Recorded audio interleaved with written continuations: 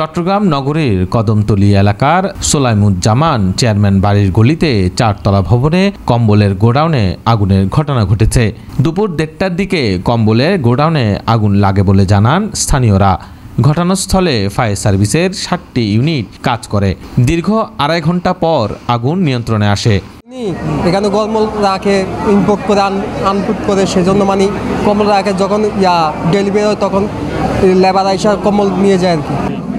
তো প্রথম যে উপর আস্তে আস্তে এটা বাড়ছে, তো ফায়ার সার্ভিসের লোক আসতে একটু লেট হয়েছে, বহুত চেষ্টা করছে, তো আগুন নিয়ন্ত্রণ আসতে পারে না। আমরা দেখেন আল্লাহ যদি একটা করে এই পর্যন্ত চলতেছে আর কি। তো এটা ছিল একটা কম্বলের একটা গোডাউন, বিশেষ কম্বলের গোডাউন। এটা তালাবদ্ধ অবস্থায় ছিল, ওটা আগুনের শিকা দেখার পরে সবাই এগিয়ে আসছে। 1:10 থেকে আগুন লাগছে, ফায়ার সার্ভিস অনেকটা নিয়ন্ত্রণ নিয়ে আসছে।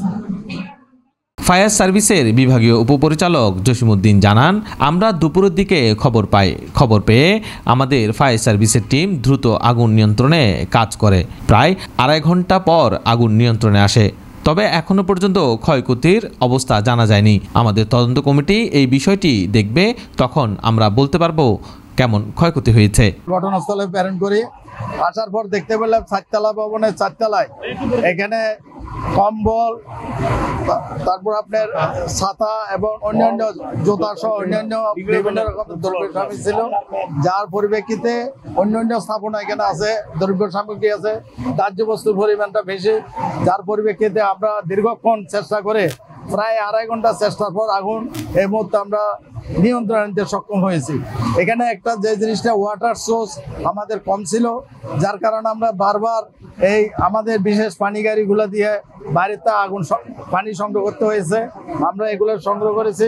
এখন আপাতত এই মুহূর্তে আমরা এই যে পুরো এলাকা, বিস্তীর্ণ এলাকা, স্থানীয় জনগণ, এখানে আপনার আর্মি, পুলিশ এবং অন্যান্য সরকারি সংস্থা, প্রশাসন সহ সবাই এখানে স্থানীয় লোকজন সহ সহযোগিতা করার কারণে আগুন বিস্তার লাভ করেনি।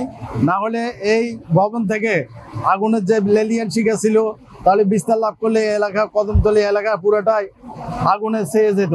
কিন্তু আল্লাহর অশেষ রহমতে আমরা ওই 4 তলা ভবনের 4 তলায় যেখানে আগুন লেগেছে সেখানে আগুনকে নিয়ন্ত্রণ করতে সক্ষম হয়েছি। তারাচরণ টিপু, বাংলাদেশ লাইভ।